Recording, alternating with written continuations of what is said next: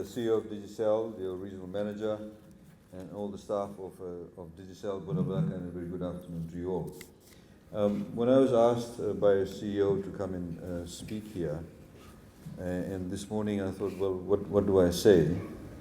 And in fact, I was in Lautoka yesterday, where I went to the Lautoka Correction Service, where we put in place new facilities, and I was thinking about what things were like even 10, 15 or 20 years ago in the correction services, what used to be called the prison system, and what it is like now. So in the same way, in the same vein, I thought I'd reflect upon what Fiji was like telecommunication-wise 12 years ago or 13 years ago, and what it is like today. As your CEO highlighted, the entry of Digicel into the Fijian economy, Fijian jurisdiction, came about because government at that point in time in 2007 had a philosophy that we need to liberalize the economy. Liberalization of the economy meant not only in your traditional areas of the economy, like goods, retail and what have you, but also fundamentally in the area of things like telecommunications and a number of other areas. Of course, at that point in time, I don't know how many of you know about this or not, but companies like Vodafone, Cable and Wireless or Fintel, TFL, all had what we call exclusivities. And they had long-term exclusivities, which meant that other companies could not enter the telecommunication sector. So essentially did not have any competition. You had the customers of Fiji not having much choice. And as he has highlighted, your CEO, 99 cents a unit was the norm.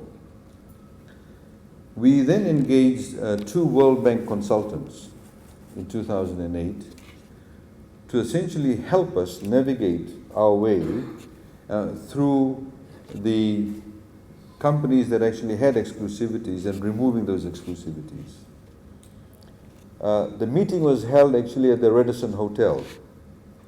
And I remember on the first day, a lot of people came, and I was there with two other ministers from government. At the end of the first day, the negotiation did not go very well. Two of the ministers left. And I remember calling up our Prime Minister, and I said to the PM, I said, looks like it's going to be very tough. And he said, don't come back until it's resolved. 3 days later, at around about 3 a.m., we came up with this document called now the Radisson Accord. The Radisson Accord essentially, I just dug it up this afternoon, liberalized the telecom sector. It gave the other companies a period of time within which they had the exclusivity, and then we would open up the market. Digicel, of course, then entered into the market on that basis. This is why we are where we are today. And of course, I'm sure you all agree, because you all work for Digicel, that the best thing since sliced bread of Digicel coming into the Fijian telecommunication sector.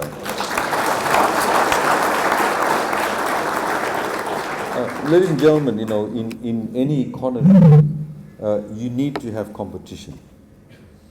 You need to have the ability of businesses to do their ultimate best. Not essentially take a free ride because there's no other competition. Because not only does it mean that they will become lazy as a business, they won't be efficient as a business, it also critically means, as a government we're concerned about that the consumers will actually lose out. By having competition, you actually create innovation, you have creativity, you have people thinking outside the box, because you want to be able to compete with the other company. We, of course, are a very small jurisdiction. We have less than 1 million people. In many other countries, you have 3, 4, 5, 6, 7, 8 mobile phone companies. And for us, one of the greatest challenges, of course, is companies tend to what we call cherry pick. And that's why we need to be careful about that as a government. It is not very, cheap to, for example, provide a network coverage to some village that may be behind 3 mountains in a cove, because there may be only 50 people living there. So sitting here in Suva, your accounts people will say, well, it'll cost us, $2 million to get that village connected. There's only 50 people living there. The average bill will be probably $50 a month at best. We're never going to get our money back. This is where government steps in. You have not only corporate social responsibility, but through the Telecommunication Authority of Fiji, you pay a certain percentage of your gross profit towards what we call the Universal Service Access Funds. And government is therefore working with the organization and various other organizations to make sure we get connectivity. Telecommunications, internet, mobile phone connectivity has been hailed as the greatest equalizer. A poor person can access Google, so can a rich person.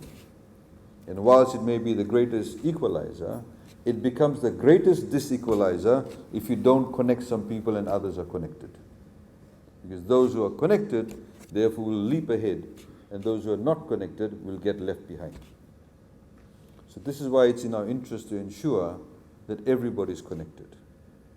This is why it is in our interest to ensure that we not only liberalize the economy by way of getting new entrants into the market, but look at some of the fundamental structures within the market.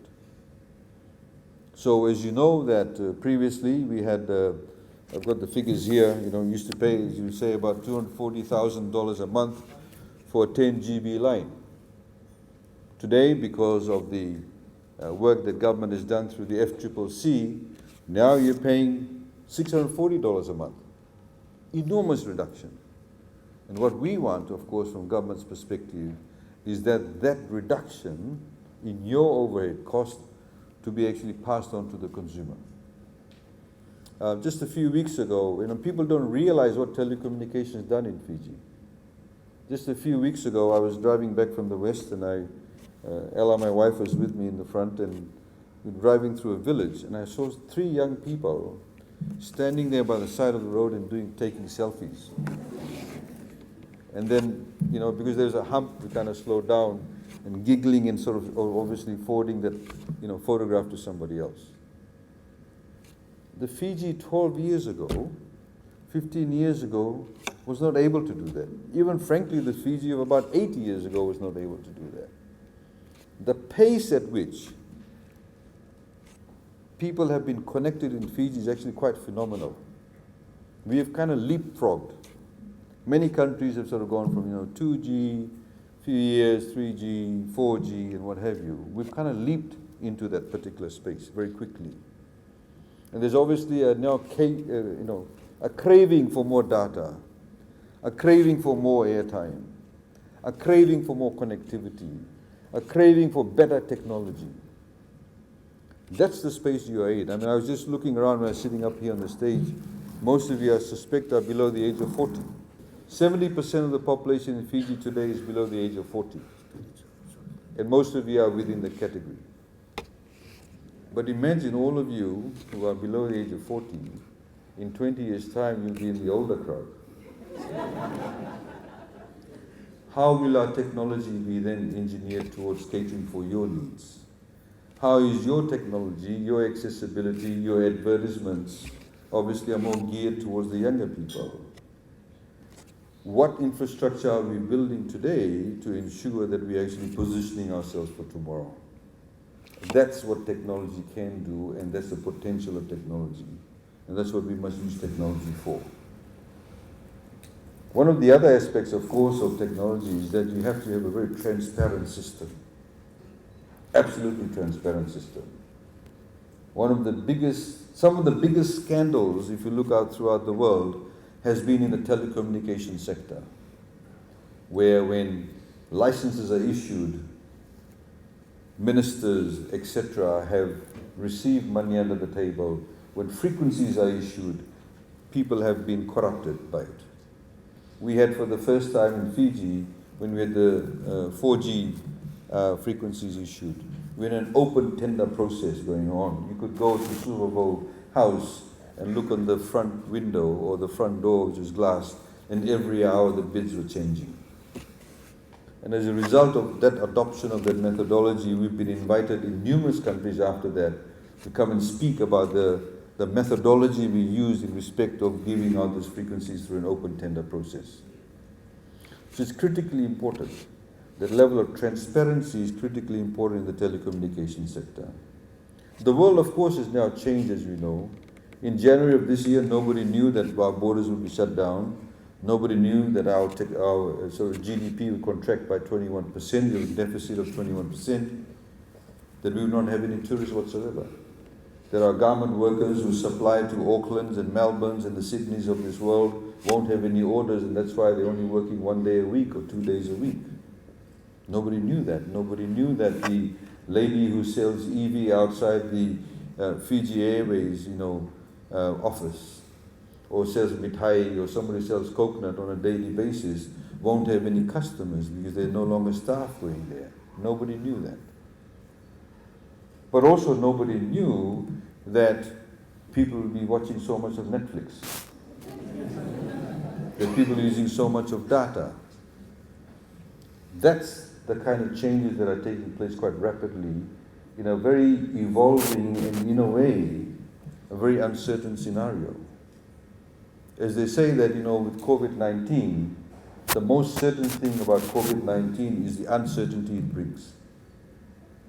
We do not know how long it will take for a vaccine to be developed. At the moment, the University of Oxford is the only one that's sort of way ahead of all the others. It could be 6 months, could be 1 year, could be 2 years. So what are we doing to be able to evolve ourselves? We, of course, are having discussions with our development partners in respect of borders, etc. A lot of it is, of course, cannot be discussed publicly. We're working very hard in that space. But I present to you on your 12th birthday, which I want to congratulate you for, to see how you as a team can come up with new ideas and innovations to be able to engage our people, to be able to provide solutions, to be able to create jobs as an organization and as individuals. We, of course, are very keen. In fact, prior to COVID-19 last year, we moved our LA Trade Commissioner's office from LA to San Francisco. And the reason why we did that was because we want our Trade Commissioner to focus on the Silicon Valley. We have over 600,000 Facebook users in Fiji, 600,000 smartphones in Fiji. Most people are technologically savvy. It shows in the people who are in front of you.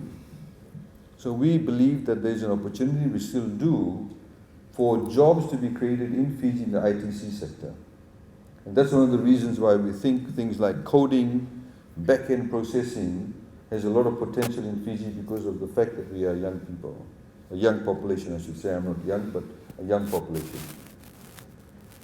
It was interesting. A company called Mindpearl, you would have heard Mindpearl. I remember a few years ago when Mindpearl came to Fiji, we actually subsidized people's wages for 3 years. Every year they give us a return, we pay them money that they paid as wages. We did that for 3 years to ensure that they stayed in Fiji. And I asked them, why choose Fiji? And they gave me some reasons. And they said, in the right time zone, exactly 12 hours ahead of Greenwich Mean Time. Number 2, you had good accessibility to data, the Southern Cross cable. And as you know, government working in collaboration has also worked with Intel now. We've got the next generation cable being laid out now. It's costing about $40 million. So you have good connectivity. You all speak English, right time zone. And the fourth one, which I was surprised by, they said you have neutral accents. The accents apparently that we have as Fijians are neutral. When they set up call centers in places like India and Philippines, they literally spend millions of dollars for an Indian or a Filipino to change their accent so an American, an Australian, or Brit can understand them.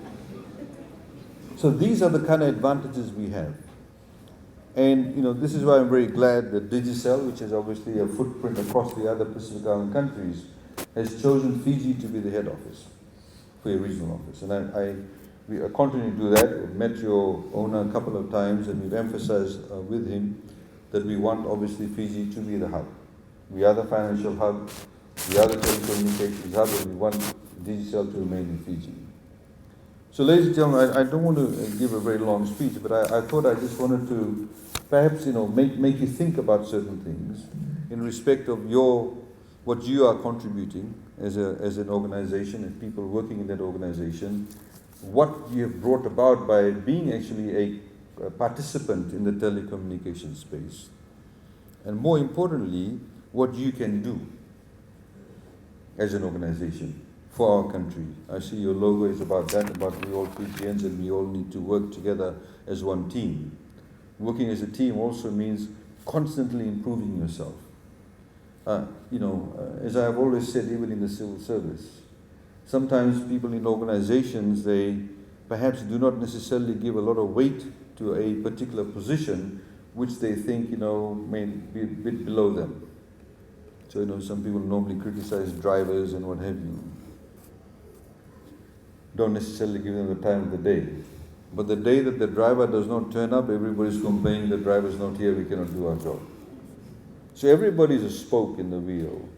And I think as an organization, if one thing that you can take as a lesson, and I'm sure your management is driving that every single person in your organization is just as important as the next person.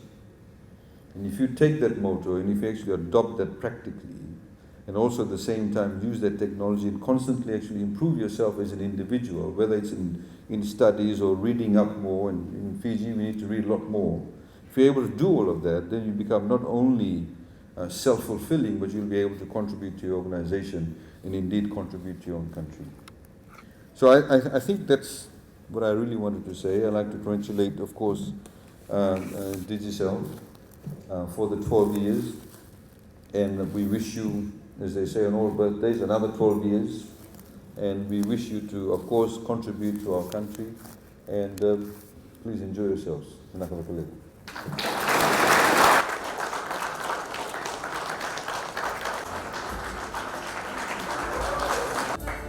Thank you very much for sea level. So we congratulate you and we thank you.